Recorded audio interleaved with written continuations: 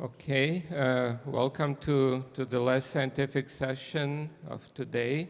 Yeah, I want to join everyone in thanking the organizers and Ahmed in particular for putting together this magnificent conference. And the first speaker of this session is Ashoke Sen, who will tell us about the D-instanton effective action and its gauge invariance. Okay, so first of all, I'd like to thank the organizers for inviting me to this conference and also for organizing this wonderful conference. So this is the title of my talk, and this will be based on a paper that I wrote about 6 months ago. So I'll begin by explaining the question. In fact, as you will see, most of my talk will be devoted to explaining the question, and it's only in the last 2 slides that I'll try to turn to the solution. Now, we know that perturbative string theory amplitudes are gauge invariant, and the way it is proved is that on-shell amplitudes involving pure gauge states are integrals of total derivatives in the moduli space of Riemann surfaces, and so hence these integrals vanish after integration over the moduli.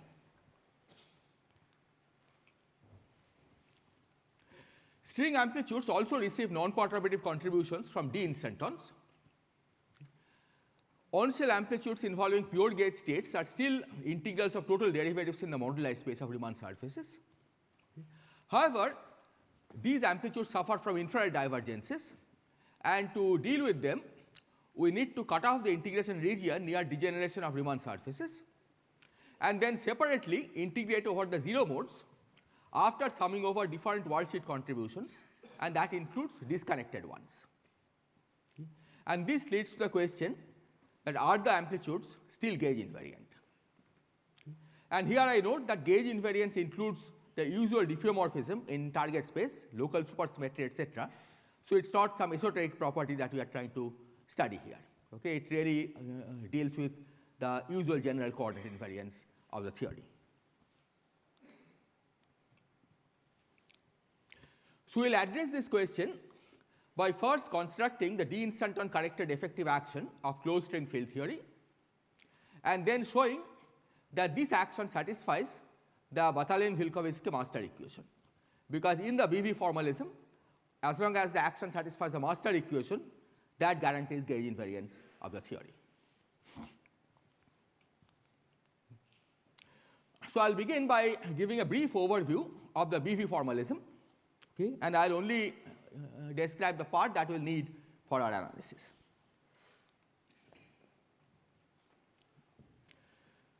So let's suppose that you have a theory with some gauge invariance. The fields that appear in the gauge invariant action will be called classical fields. And then in the BV formalism, for every gauge symmetry parameter, we introduce a ghost field that carries the same quantum numbers as the gauge symmetry transformation parameter, but opposite Grassmann-Analytic. And the classical fields and these ghost fields together will be called fields, and I'll denote these by psi alpha. Then for every such field, we introduce an anti-field, which I'll denote by psi alpha star, that has opposite Grassmann-Analytic, but otherwise it carries the same quantum numbers. Finally, for any functional f and g of fields and antifields, we define a quantity called the anti-bracket by this formula over here. Okay. Here R and L stand for left and right derivatives. Okay. The alpha is summed over, and these derivatives are really functional derivatives, and the sum over alpha that one sees here also includes the integration over the space-time coordinates. Okay. And there is another operation, delta. Okay, and delta of f for any functional f is defined by this formula over here. And in this formula, -1 to the psi alpha is the Grassmann parity of psi alpha, which means if psi alpha is even, then it's +1. If it's odd, then it's -1.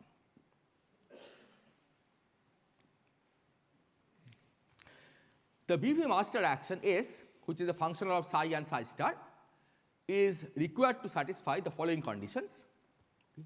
So first of all, it satisfies the BV master equation, which is given here, okay, and this can also be written in a neater form, delta of e to the s equal to 0, and this follows from the fact that for any Grassmann even function f, delta of e to the f is given by this formula over here. Okay? And this formula simply follows from the definitions that we see here. And the second condition that one imposes is that when one sets all the antifields to 0, the BV master action S should reduce to the original gauge invariant action that involves the classical fields. This condition is not really needed for the internal consistency of the theory, but this is needed to make connection between a classical theory and the corresponding quantum theory. And in the BV formalism, once the master action is given, we perform the path integral weighted by e to the s, and we integrate over only half of the fields. Okay. So, for example, for each alpha, we can either set psi alpha equal to 0 or psi alpha star equal to 0 and integrate over psi alpha star or psi alpha. And what we fix to 0 and what we integrate over is a gauge choice. Okay. There are other more general gauge choices, but that will not be needed for our analysis. And one can show that BV formalism is equivalent to Fadeev-Popov procedure, but it is more versatile.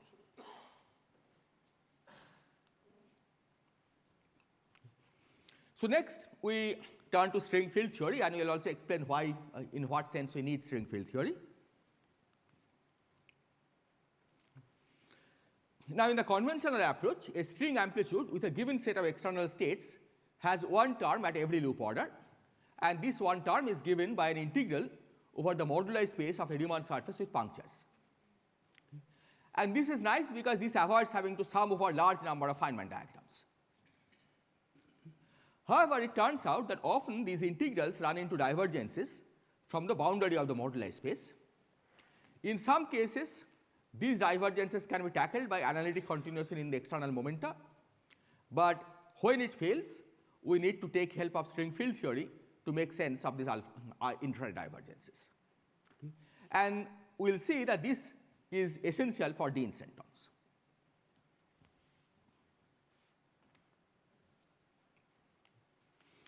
So, in a sense, string field theory is a regular quantum field theory with infinite number of field modes, and in particular there is one field mode for every state of the worldsheet CFT of matter and hosts. Okay. And string field theory turns out to be naturally formulated in the BV formalism. Okay. As in normal quantum field theory, the perturbative amplitudes will be given by sum of Feynman diagrams. Okay. But what is special about string field theory as opposed to normal quantum field theories is that these Feynman diagrams can be reorganized into integrals over the moduli space of Riemann surfaces, okay, with each Feynman diagram covering part of the integration region over the moduli of Riemann surfaces, and when you sum over all the diagrams, it covers the full integration region.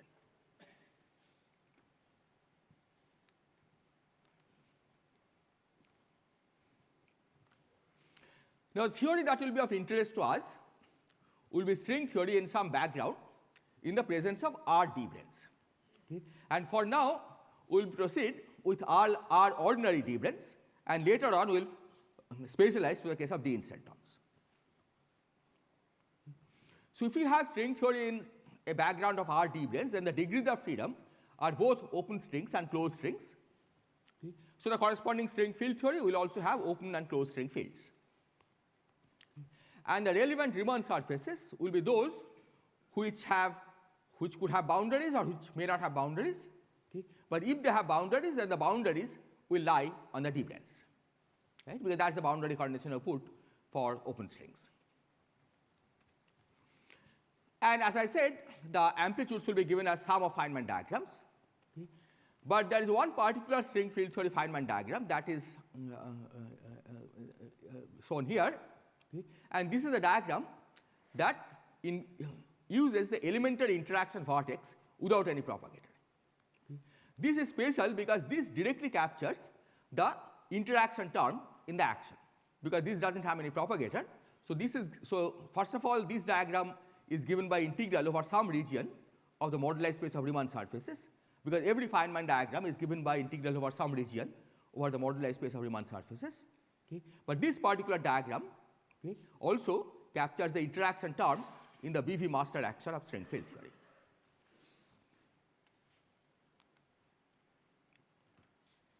Next, we will be discussing how to integrate out fields in the BV formalism and more specifically in string field theory.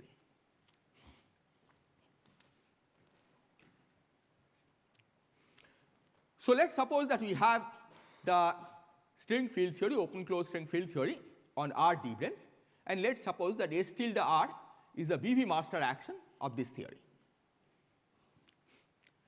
We will denote by SR the possibly non-local BV master action of an effective closed string field theory that is obtained by integrating out the open string fields.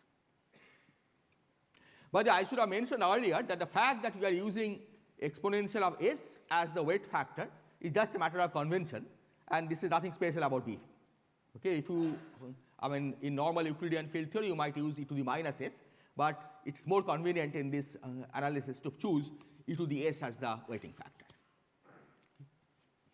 Okay, so if we want to construct this action, non-local BV master action of effective closed string field theory, we need to integrate out the open string fields. So we define e to the SR as integral of e to the S tilde R with open string fields integrated out, and again here we integrate only over half of the open string fields, okay, either the field or the anti-field for each alpha. Now e to the S tilde R satisfies this BV master equation, which can be written in this form, and now we see that if we integrate this equation over the open string fields, then the second term, because it's a total derivative, it integrates to 0 after you integrate over the open string fields, and you are left with delta open of e to the S tilde R integrated over the open string fields, and that basically leads to this equation over here. So this shows that after integrating out the open string fields, the resulting closed string effective action also satisfies the BV master equation. And so from now on, we are going to denote delta closed as delta, because SR only depends on the closed string fields, because you have already integrated out the open string fields. Okay, so this we should keep in mind, that SR is the closed string effective action that you get by integrating out the open string fields on the R d-branes.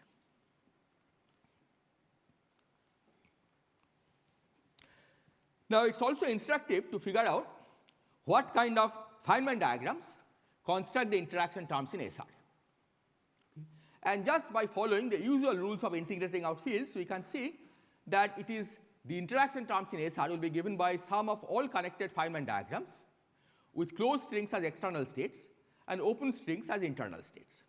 So this is of course the elementary interaction vortex that was there to begin with, but any diagram with one internal open string or two internal open string, okay, or any number of internal open strings will contribute to the interaction vortex of this effective action. And since we have said that each diagram is given by integration over some region of the moduli space, when you add up all these diagrams with internal open string states, their sum will be given by integral over a bigger region of the moduli space of connected Riemann surfaces. And we will call these the EFT worldsheets. These are the worldsheets that contribute to the effective interaction vortex of the effective field theory. Okay, so this is just a name. The EFT worldsheets are a collection of worldsheets that contribute to both the elementary interaction vortex as well as all the interaction vortices that come from integrating out open strings.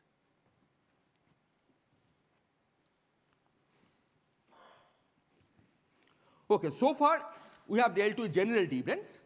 Okay. Now we are going to focus on D-instantons and see what special feature arises for D-instantons.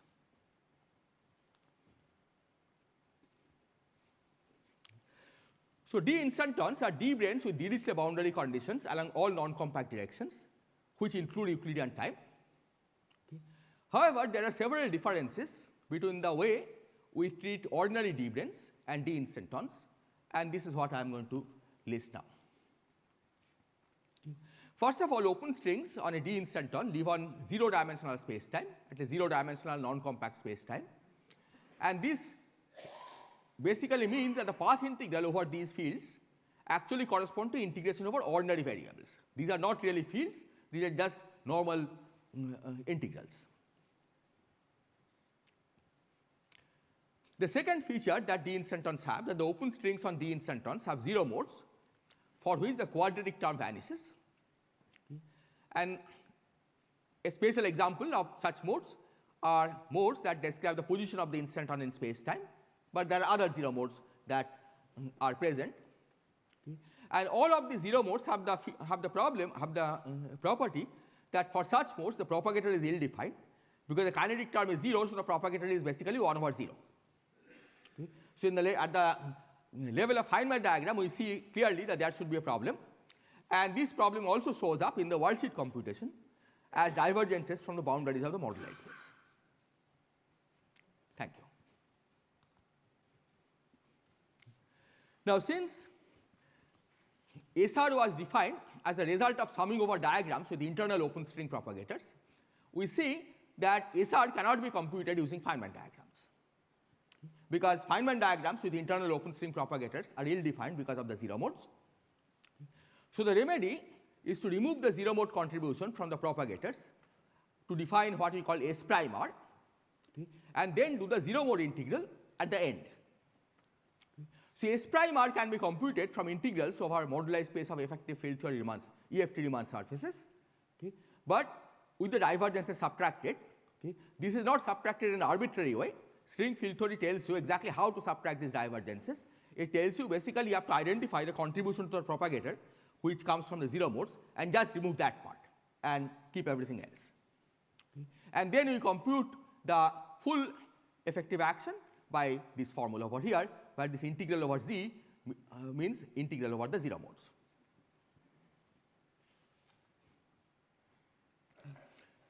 Now let me give some definitions, okay, which will look somewhat artificial at this stage, but it will soon become clear why these are useful. So we will denote by S naught the contribution from connected EFT worldsheets without boundaries. So these are basically the contributions to the closed string field theory without deviance. We will also denote by S prime I1 to Ik for any k less than or equal to R as the contribution to S prime R, okay, that is the effective action. Okay. From those connected EFT worldsheets which have at least one boundary on the I1th brane, one boundary on the I2th brane, etc., and all of whose boundaries lie on the branes I1 to Ik. Okay. So I think these will make it clear what these various things mean. So S prime 1, right, the full effective action, so S prime 1, let me remind you, is basically what we had called the effective action, except that a zero mode contribution has been removed. Okay. So S prime 1 will be given by S naught, which corresponds to having worldsheets without boundaries, and S prime 1, this corresponds to worldsheet with boundary lying on brane 1. Okay. However many boundaries there are, it all lies on the brane 1 because there is a single brane here. S prime 2 will be given by S naught, worldsheet without boundaries. Then S prime 1 corresponds to worldsheets whose all boundaries lie on brane 1. This corresponds to worldsheets whose all boundaries lie on brane 2. And this corresponds to worldsheets which has at least one boundary lying on 1, one boundary lying on brane 2, and then the other boundaries can lie on either 1 or 2. And this clearly captures the full contribution to S prime 1 and S prime 2, and then e to the SR will be given by this integral over the zero modes of e to the S prime R. Okay. And now you can see that this can also be rewritten as integral over the full set of open string fields of the original action of open and closed strings. Right. See, in S prime R you had integrated out all the non-zero modes, but you can also rewrite this as the integration over all the open string modes of the original action of open closed string field theory. Okay. And by the argument that I had given earlier, this satisfies delta of e to the SR equal to 0. Okay. However, and this is the key point that will come to haunt us, that SR by itself does not give the closed string effective action for D branes, for R D-instantons, for reasons that I am going to explain now. Okay. And here is the point, that disconnected Riemann surfaces whose boundaries end on the same D-instanton are actually connected in the target space. Okay. And hence their contribution should be included in the expression for the closed string effective action. Okay. Whereas in these constructions we are only talking about connected Riemann surfaces, right? This is a contribution from connected world sheet, all of whose boundaries are on 1. This is a contribution from connected world sheet, all of whose boundaries are either on 1 or on 2, and so on. Okay. But in actual practice, in constructing the effective action for closed strings, we have to include disconnected contribution. And here is an example. Consider the contribution where you take the product of S prime 1 times S prime 2 times S prime 1. This is a product of 3 disconnected Riemann surfaces. Okay. First one has all its boundaries ending on D-instanton 1. Second one has all its boundaries ending on instanton 2. But this one has one of its boundaries ending on 1, one of its boundaries ending on 2, and then there may be other boundaries ending on 1 and 2. Okay. Even though these are disconnected in the world sheet, in the target space it's connected because S prime 1, the first and third components are connected because both end on D-instanton 1, and the second and the third component are connected because both end on D-instanton 2. So this should be a contribution to the effective action. This one is not a contribution to the effective action because this is really genuinely disconnected. But once you take the product of this with S prime 2, 3, then it becomes connected because this one and this one are connected because they have a common boundary on 2, and this one are connected because they have a common boundary on 3. So all these these kind of contributions have to be included in the 4-instanton contribution to the effective action. Thank you. Now, fourth and fifth points, okay, which are again different for D-instantons, that since D-instantons are finite action solutions, we have to sum over different number of D-instantons. All of them will contribute to the usual closed string amplitude, and in particular, R-instanton contribution is weighted by a factor of kappa to the R, where kappa is e to the minus t is the D-instanton action. Okay, so this shows that the contributions are exponentially suppressed because you have this exponential suppression factor, but nevertheless the total contribution has to be weighted sum of all R-instantons. And finally, permutation of R identical instantons gives the same configuration, okay, and hence for the R instanton contribution you should have a factor of 1 over R factorial.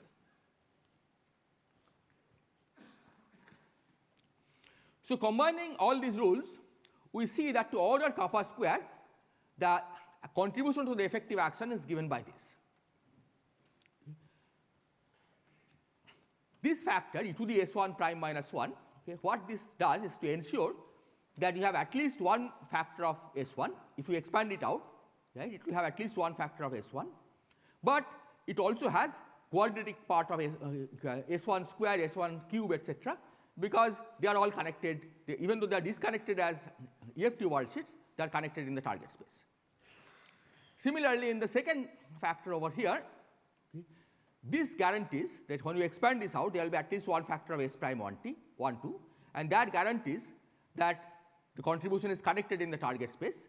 But after that, you can have arbitrary factors of S prime 1, 2 and arbitrary factors of S prime 1 and S prime 2.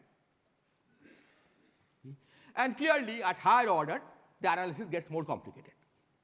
And so when you are asking whether the action is gauge invariant, okay, what we need to ask is this action S, does this satisfy the Weaving master equation? Not the action SR that I wrote earlier. So here is the question, can we write a general expression for the effective action S to arbitrary power of kappa? Can we verify that this action satisfies the Weaving master equation? So here is the answer to this question. So the claim is that this, in terms of the SRs that I had constructed earlier, okay, the actual effective action is given by this formula over here. There is a combinatoric proof of this statement, but we will skip this for now. Okay, this is given in this paper. But let us first check that it agrees with the earlier result. That is a consistency check. Okay, so for this we just have to expand this in powers of kappa, and up to order kappa square, this is the expansion. Okay. And now we use these various formulae that we had given earlier. E to the SR is given by integral of over the 0 modes of e to the S prime R, and then these formulae relating S prime 1 to S0 plus S1 prime and so on. Okay. And using these formulae, which we had already seen earlier, we can rewrite S to order kappa square in this form, and we see that this is exactly what we had earlier. Okay, that's exactly this formula over here. So this at least shows that this does have the correct property up to order kappa squared, but there is general proof that this is the correct action. Okay. And finally, we need to check that it satisfies the BB master equation. Okay. And the way to show this is in fact quite simple. Okay. So given this S, we can compute e to the S, just raise it to the exponent, okay, and here is the formula. You have to just massage it a little bit to bring it into this form. Okay. And now we see that because delta is a linear operator, okay, and because we have already proven that delta of e to the SR is 0, because SR does satisfy the BB master equation, okay, this implies that delta of e to the S is 0, okay, and hence S satisfies BB master equation. Okay. And this in turn proves the gauge invariance of D-instanton contribution to the on-cell amplitudes in string theory, because once we have an action that satisfies the BB master equation, the amplitudes constructed from this action will automatically be gauge invariant. So this is the end of the main part of my talk. I have a few more slides explaining why this S is really the correct action, but maybe I have 1 minute, so I'll stop here and I'll ask for questions. I can take 1 minute, okay.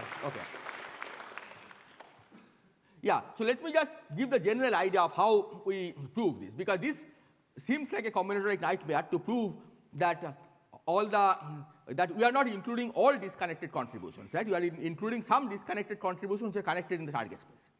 Okay. So it turns out that it's easier to look at not S but e to the S, right? E to the S corresponds to powers of S, but also arbitrary powers of S, okay, which means that e to the S actually contains both connected and disconnected diagrams from the point of view of the effective action.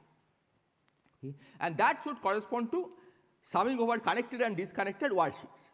Okay. So if we look at a to the S, then you don't have to distinguish between whether you are including whether a given contribution is connected in the worldsheet and connected in the target space or not.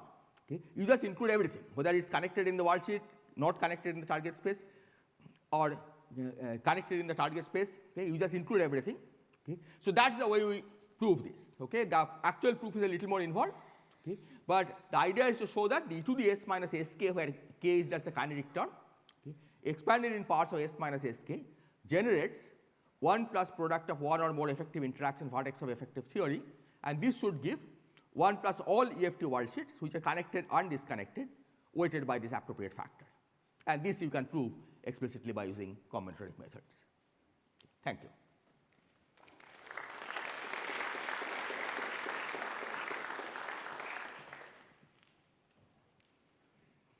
Yeah, thanks a lot for a great talk.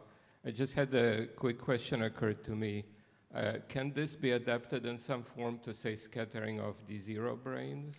Yeah, we have been thinking about it, but so far we have not made any progress. But in principle, I mean, this string field theory technique certainly seems to be well suited for scattering of D0 branes, which also has the infrared problem. Because there are some unsolved problems there, like Exactly. recoil of D0 branes. Exactly, yeah. But yeah. in that case, I guess you don't expect to completely integrate out the D0 branes because they can start in one state of motion. Exactly, yeah. So there you have to do something else, right? But you have to treat it using string field theory because D0 branes should be thought of as quantum states, quantum external states in that picture.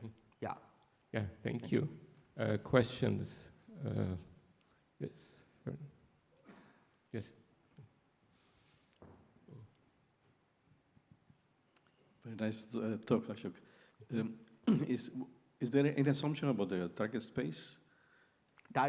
The target space can be arbitrary? No, any CFT. We are assuming that the target space is based on CFT, right? Because you are using the RNS formulation.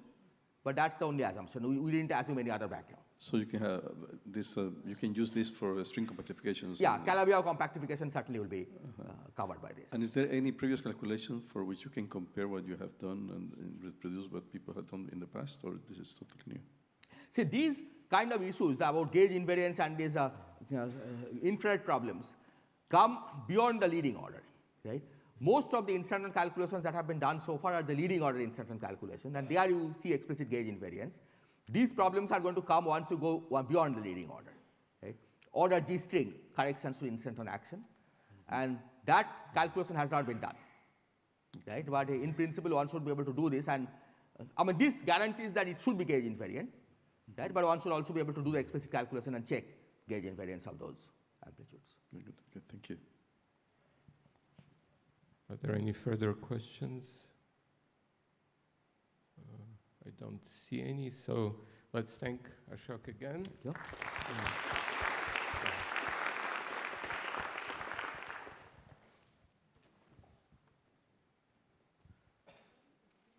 Okay, and the last speaker of today is Shota Komatsu.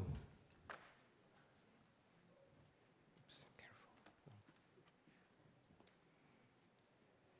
All right, so, okay, I guess it's working. So yeah, let me first thank the organizers for putting together this wonderful conference. I can clearly see that the budget is bigger than the one we organized at CERN last year. All right, so today I'm going to talk about like some work that explores certain kind of like missing like a corner of holography in ADS-CFT correspondence. And okay, sorry. All right, so which is based on 2 papers we wrote last year together with these people, and in particular, I want to highlight 3 young people. Adrian and Antoine are students in EPFL, and Shan is a postdoc in Saclay. And I should also mention that there are also related work which basically discuss the same holography and the same model, written by around the same time by Hartnell and Liu. Okay, so let me start with the punchline of the talk. So the punchline of the talk is that we propose some kind of like holographic duality, so the duality in the sense of ADS-CFT correspondence and holography, between certain like matrix integral, like which we call mass-deformed IKKT matrix integral, and type 2b supergravity backgrounds, which preserve certain like a supersymmetry. In particular, it preserves what's called exceptional F4 Lie superalgebra. And the correspondence is roughly given like this, like on the matrix integral side, you just have some partition function and then some integral of the matrices, which includes bosonic matrices and also fermionic matrices. And on the supergravity side, there is some geometry, which is basically given by S2 and S6 fibered over a certain two-dimensional two-dimensional plane with certain cuts. Okay, and so to explore or to make this proposal, we basically use 2 methods, both in the matrix model side and well, 2 methods, one in matrix model side and one in supergravity side. On the matrix model side, we perform the supersymmetric localization of the matrix integral. And on the supergravity side, we basically explain the explicit construction of a BPS supergravity solution. And the outcome is that each saddle point of this matrix integral seems to correspond to different supergravity background, preserving this supersymmetry. And I should also mention that in a related model of mass-deformed BFSS matrix quantum mechanics, which is often called a BMN quantum mechanics, actually both of these are done already in the past. So the localization was done in this paper, and the construction of the supergravity solution was done in this paper. So we basically follow the same strategy and apply to this new model, which is mass-deformed IKKT matrix integral. Okay? And the evidence for proposing this proposal is that I'm going to explain that the saddle point equations governing this matrix integral coming from the supersymmetry localization are actually in one-to-one correspondence with the data characterized in the supergravity solution with this amount of supersymmetry. And there are also some other checks which involve the probe analysis, which was also done by Hartnell and Liu, although I'm not going to talk about it. Okay, so this is the plan. So I'm first going to review what the model is, like IKKT and its mass deformation. And then I'm going to talk about matrix model side and the gravity side and then conclude. Okay? So let's start with the IKKT and the matrix model, the review of the matrix model. So before talking about the mass deformation, let's talk about the original IKKT matrix model. So technically speaking, what I'm going to talk about is what people normally call Euclidean IKKT matrix model. So this is basically the theory of n times n matrices, and you just take this action and do the integral over the matrices. And you have like basically 10 bosonic matrices and roughly, well, basically 16 fermionic matrices. And this is also, you can also get it by dimensional reduction of 10 d n equal 1 super m mils or 4 d n equals 4 super m mils. And this is known to preserve 16 supersymmetry. And also it has like a manifest SO10 symmetry, which is basically the rotation symmetry rotating these indices of bosonic matrices. And this also arises, so this is a connection to the previous talk.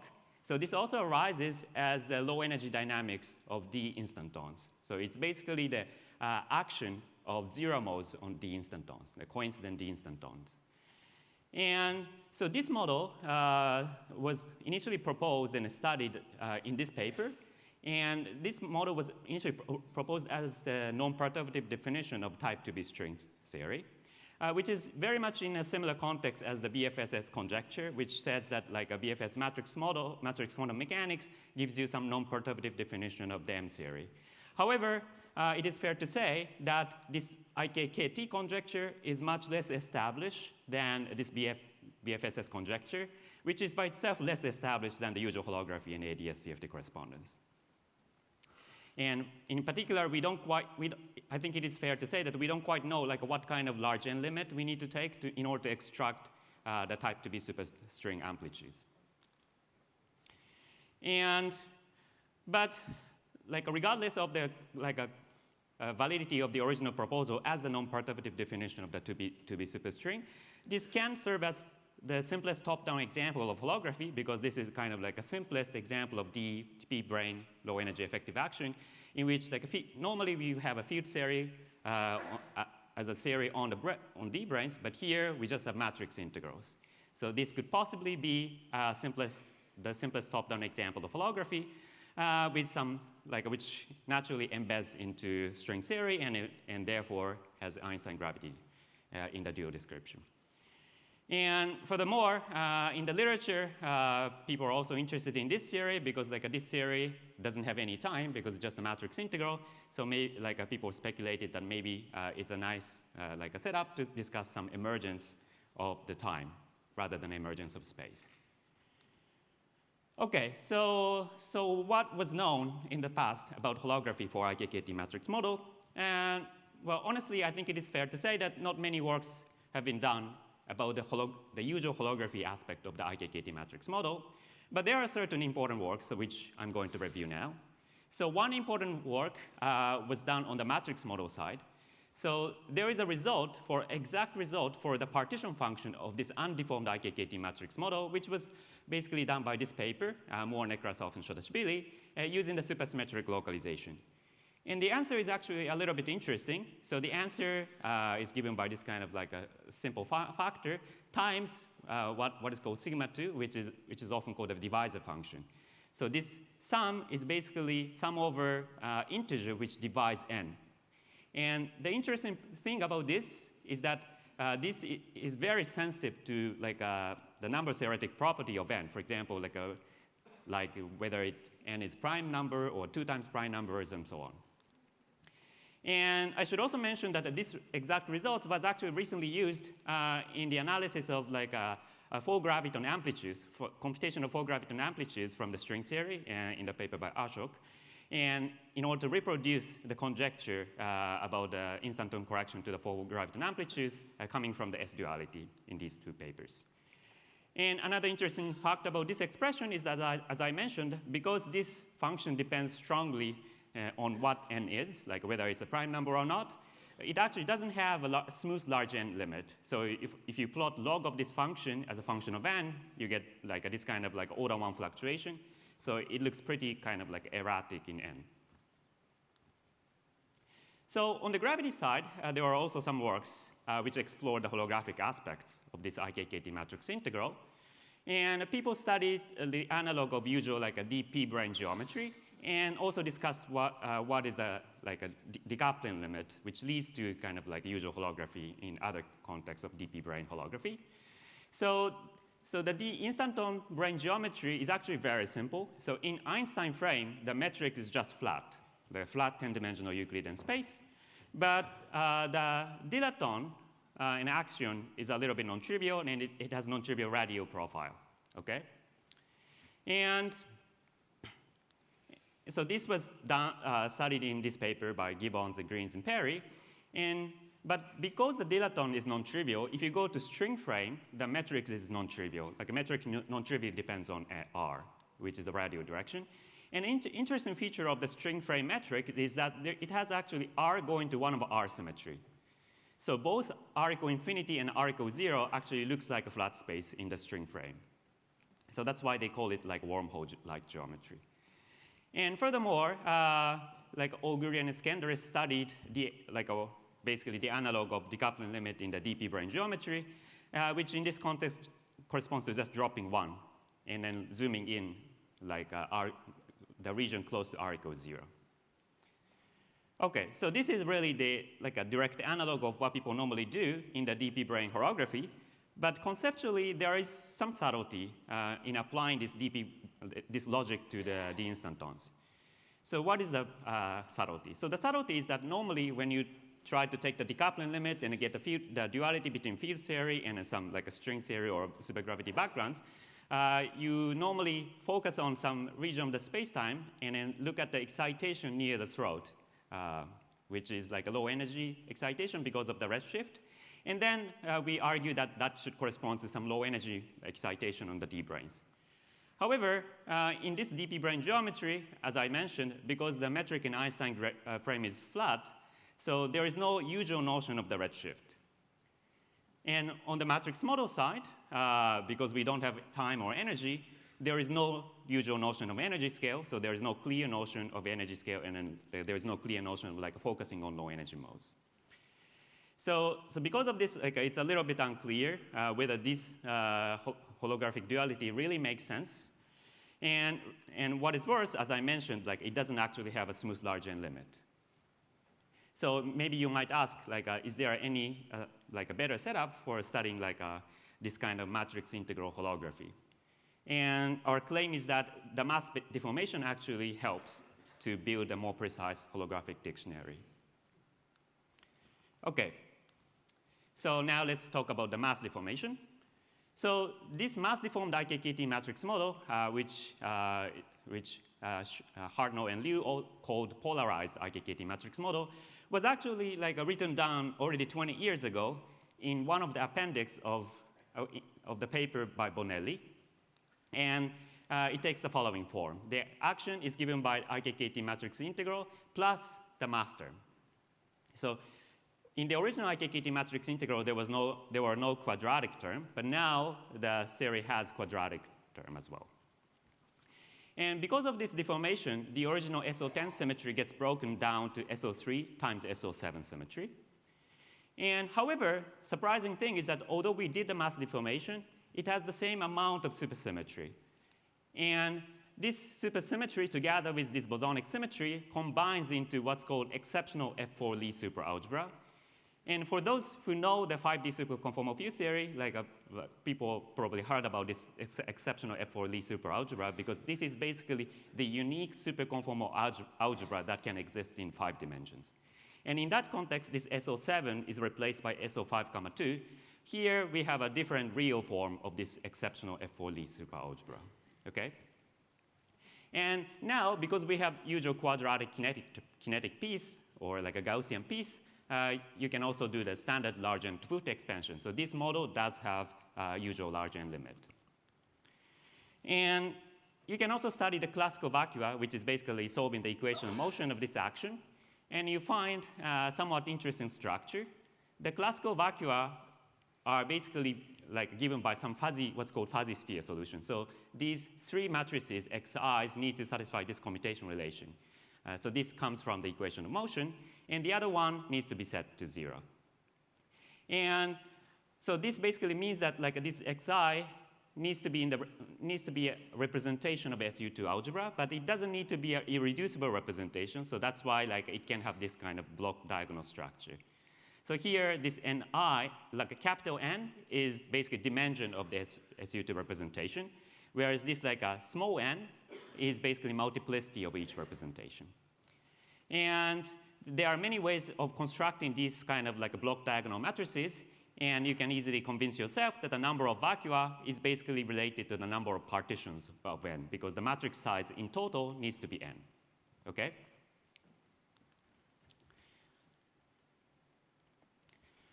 Right, so now let's talk about the analysis on the matrix model side. All right, so on the matrix model side, as I said, the computation we performed was the supersymmetric localization. So as I already mentioned, that supersymmetric localization was applied already for the undeformed IKKT matrix model in this paper. And in the case of like a BMN matrix quantum mechanics, it was performed in this paper. And we can basically follow almost exactly the same strategy and compute a partition function using supersymmetric localization. So just one sentence about supersymmetric localization for those who are not familiar with the supersymmetric localization. So the idea is that utilize the fact that this theory has certain supersymmetry, you can actually find some deformation of the action which leaves the partition function invariant. And then you can actually take the parameter in front of the deformation, which I denoted by t, to be any value. And for any value of t, the partition function is the same. But this deformation actually is very convenient because you can actually take t to infinity, and then you can just do the saddle point analysis.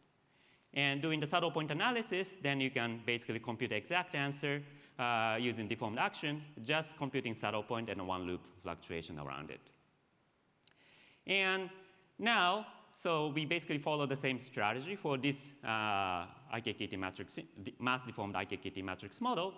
And then and the result is that the localization, the saddle point of this localization takes this form. So for x1 to 3, it's basically exactly the same as a classical vacua that I already mentioned in the previous slide. And for x4 to x9, it needs to be set to 0. So this is SU2 representation, and this needs to be set to 0. And then there is one remaining matrix, which is x10. And this needs to be some matrix which commutes with this xi's. And the possible matrices which commutes with this xi is basically of this form, like it's identity times some certain like a small n times small n matrices, and it needs to have a block diagonal form. And furthermore, by using the UN rotation, you can also diagonalize individual like these matrices M. Okay, so you can take this M to be a diagonal matrix of size nk, small nk. Okay, and then, but this localization saddle doesn't tell you what these like matrices, diagonal matrices are. So you still need to integrate over this matrix, diagonal matrix M. But that's much easier than the original matrix because now you kind of like have an effective like a single matrix model. And the result is given by this. So as I said, like there are different like a localization, like different vacua corresponding to the sum over partitions. So the final answer is given by like a sum over partitions of n. And for each partition, you have some kind of like a matrix integral. And important point is that there are basically different like species of eigenvalues because like there is some like extra index 1 to q, 1 to q. And the formula takes a little bit complicated form, but it's basically Gaussian times like some factor coming from one loop, which is a kind of generalization of what people are familiar with in the context of matrix model. This is a kind of generalization of van der Waals factor, which depends on the difference of eigenvalues. And it takes a rather complicated form, but it's a closed form. And just like in the usual like a matrix model, one matrix integral, you can also study the saddle point equation of this matrix integral, especially in when like this degeneracy or multiplicity of the representation is very large. And by doing the standard large n analysis, you can write down the saddle point equation involving the density of eigenvalues. Here, like we need to remember that there are several different eigenvalues because like there are several different matrices. Okay, so this concludes the matrix model analysis. But there is one surprise actually coming from the matrix model analysis. So using this localized, like a localization formula, you can ask whether you can recover the partition function of IKKT matrix model by turning off the mass deformation parameter omega. And the answer is actually no. So, which is a bit surprising initially, but this mathematically, well, can exist, can happen, because like sometimes the limit and the integral do not commute. So what happens here is that if you compute a polarized IKKT, like mass-deformed IKKT matrix model partition function first, and then take zero mass limit, then actually partition function diverges. However, the IKKT partition function by itself, as I already mentioned, is a finite number. And so we don't quite know what this means physically, but another interesting fact is that so this IKKT matrix model partition function is given by eigenvalue integral on the real axis. But instead of evaluating the integral on the real axis, you just decide to compute the residues on the upper half plane. Then actually, that gives you IKKT partition function after sending mass deformation parameter to 0. And so this is just an observation, which we did for n equals 2 or n equals 3, like a small n. And we don't quite know what is the physical implication. OK, so now let's talk about the gravity dual. So now on the gravity side, as I mentioned, like this matrix model has like exceptional F4 least superalgebra. So our task is to find the type 2B supergravity background with this amount of supersymmetry, with this exceptional F4 supersymmetry. Fortunately, actually, most of the works have been already done in the past because of a completely different motivation. So like, there are a lot of papers about finding holographic dual of 5D superconformal field series. And then 5D superconformal field series, as I already mentioned, have exceptional F4 super Lie algebra as a symmetry. And of course, like here, the relevant group is actually is a different real form from what we need. But most of the method they developed in the past actually can be actually generalized to our context. And so appropriate modification of their analysis give this kind of geometry. So this is S2 and S6 fibered over this like a two-dimensional plane, rho and z, so that the relevant part is this quadrant of this plane. And so there is some like a z-axis, and then also there are some slits. And the important point here is that a generic point in this 2D plane, both sides of S2 and S6 are both non-zero. However, if you approach this z-axis, then on the z-axis, S6, the size of S6 goes to 0, whereas on these slits, like the size of S2 goes to 0. So this is very much similar.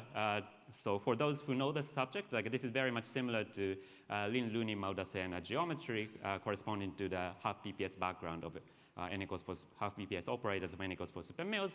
And also it's very, very similar to Lim-Maldacena background, which is due to BMN matrix quantum mechanics.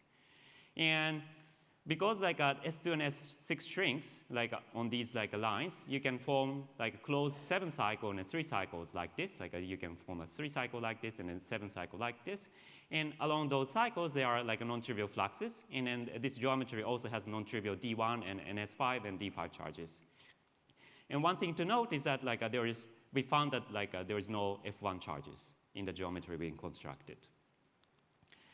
And another feature is that like if you go far in this direction, like when z and rho is very large, it approaches the metric of this metric studied by Auger-Skenderis as a decoupling limit of the D-1 brane geometry. But the only modification is that it has constant C2 flux. And then this flux is related to the mass deformation parameter on the matrix model side. And finally, I didn't explain like these H and R2 or and R6, which controls the size of S2 and S6. But important thing, I'm not going to show you the explicit form, but the important thing is that all of these functions are given by a single function, which is a solution, actually axial symmetric solution to the 4D electrostatic problem. the similar things happen also in this context and this context. And then this V needs to satisfy this equation, which turns out to be just like a usual Laplace equation for the axisymmetric solution. And of course, like this only determines the like a differential equation. So we also need to like give some boundary condition. And the boundary condition here is that on the horizontal lines, and this V needs to be constant, which physically means that these blue lines are actually some kind of conducting balls on which like a potential is constant. And in addition, we also need to like introduce also some background potential in order to guarantee the positivity of the metric. Okay. So, all right. So then this is the correspondence with the matrix model side, and so there are like a partition of n, and then so on the matrix model side, the size of the irreducible representation now corresponds to the height of the conducting balls, which also corresponds to the ns brane charge. And whereas the multiplicity of each representation corresponds to the charge of the conducting balls, and which corresponds to D1 charge. And some limiting cases correspond to some kind of prob D1 brane or prob NS5 brane. But let me now, because I'm running out of time, let me just like go to the punchline. So the punchline is that requiring the potential V to be constant on each ball gives you a certain kind of like a integral equation. So this is a potential created by each ball, and together with the background potential, it needs to be constant. So this is an equation guaranteeing, like requiring that the V to be constant on each ball. And this equation, now this rho is actually charge density on these conducting balls, coincides on the nose with the saddle point equation coming from the supersymmetric localization.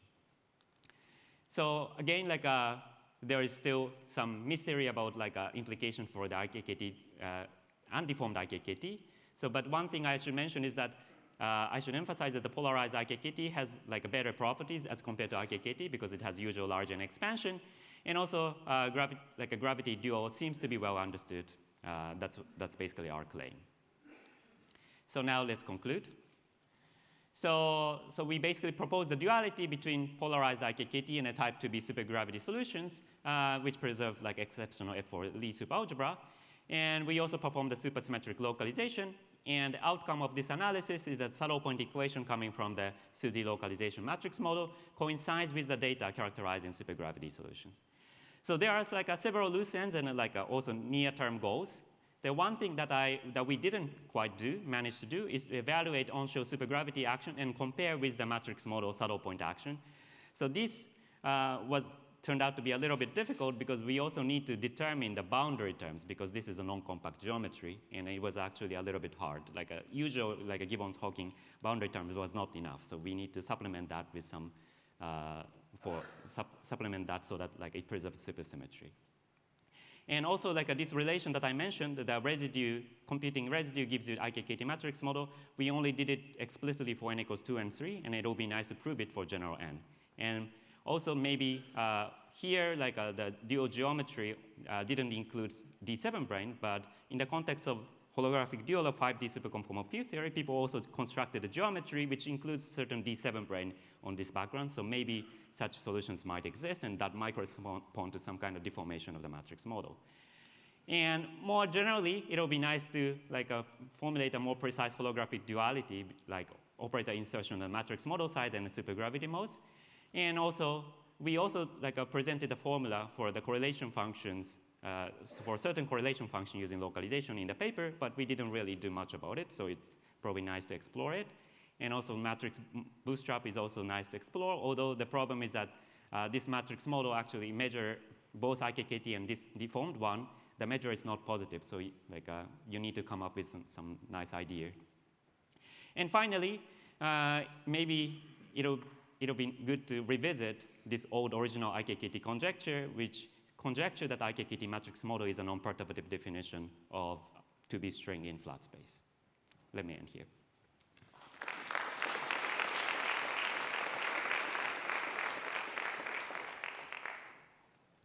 Yeah, thanks for the very interesting talk. Shiraz, I think. Yes. Oh. is the large mass limit of your matrix model in some sense perturbative? That's and, true. Yep. does the space-time become strongly curved or something? That's true. Yes. Yes. So the space-time emerges in the rather like a small mass limit, basically. Okay.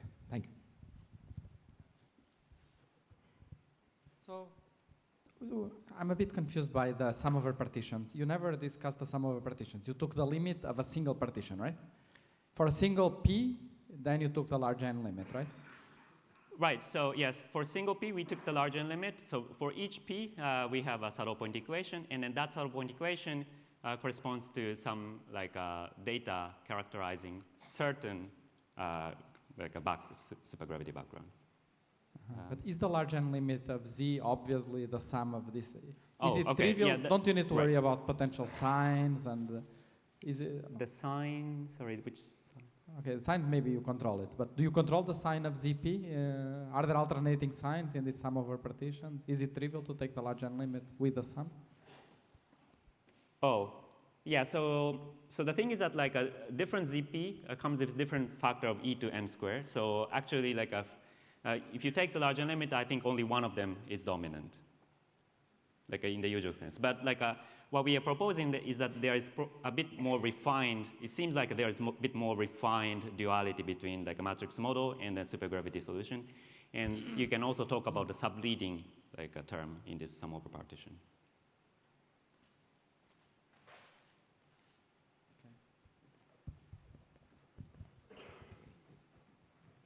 So I was just trying to understand what you said at the beginning about emergent time. From the last line of your slide, it looks like the proposal is that you compute correlation functions of these trace of e to the ikx, and that gives you some kind of an S matrix, and you use that to define bulk time-dependent processes. Is that roughly the understanding? Well, okay, so that's the proposal in this IKKT paper. So like there is a conjecture that like insertion of this corresponds to certain like a scattering process. And also there is one thing I didn't mention. So throughout my talk, I only talk about what's called Euclidean IKKT matrix model, which has SO10 symmetry. However, in all these like papers in which like they try to define a non-perturbative definition of type 2B string, they are actually talking about Lorentzian IKKT matrix model in which like one of the scalar direction has opposite sign. And that matrix integral is actually divergent. And then you actually need to regularize it to make sense of it. So then like the status is actually less clear, like what you need to do. So my question then is, in any case, is there an understanding of how you would have to discretize K so that you don't get an infinite number of gravitons with continuous momenta? Oh. You wouldn't expect that in the matrix model, right? Because otherwise you could just Fourier transform to get a continuous time. Right. I guess, right. So in the matrix model, I think like things like a trace relation is probably like because like instead of like writing it as exponential, if you expand in the basis of x to some power, then after a certain point, if it's finite n, this trace of x to high power is the same as like a multi-trace state. So that's the way like things get discretized, I think. So you're not taking you think this model has some meaning for finite n? Or? Well, I wouldn't claim that, but yeah. And honestly, I don't have any idea what is the finite n holography for this model. Okay, yeah, Lainey.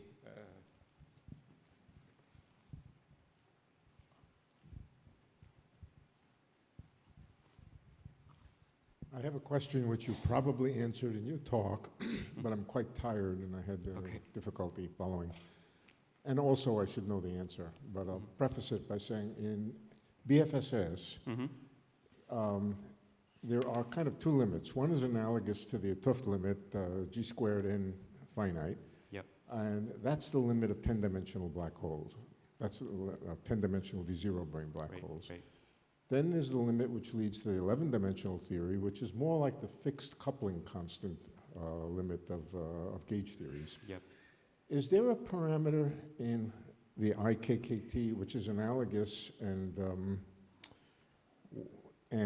if you want to get to the 10-dimensional theory, are you also driven to a very strongly coupled limit?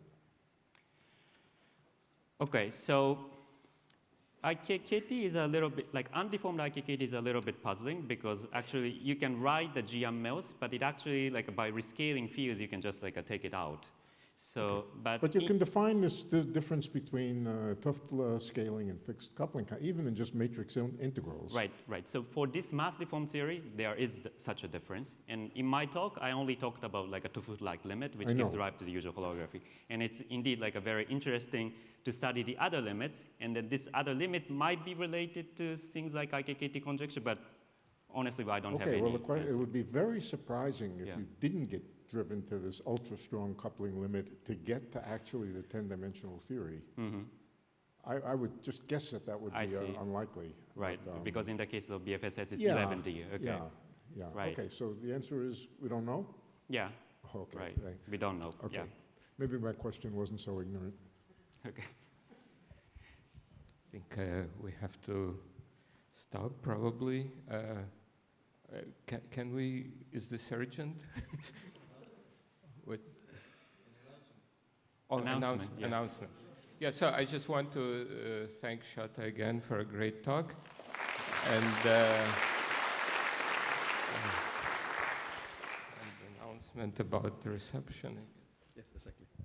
Yes, just I don't see Ahmed here. So there's a reception now in this Sexton Square, which is the place where you have all the palm trees. And also, if you have noticed, we have poster sessions. So there are 40 posters or so here and another 20 or so in the other building in the A6 in front of us. And they will be today and tomorrow there. And then on Wednesday, we have a new set of posters. So you please just take a look at them because people have been working very hard. So just today and tomorrow, 60 posters, and Wednesday to Friday, another 60 posters. Okay, thank you.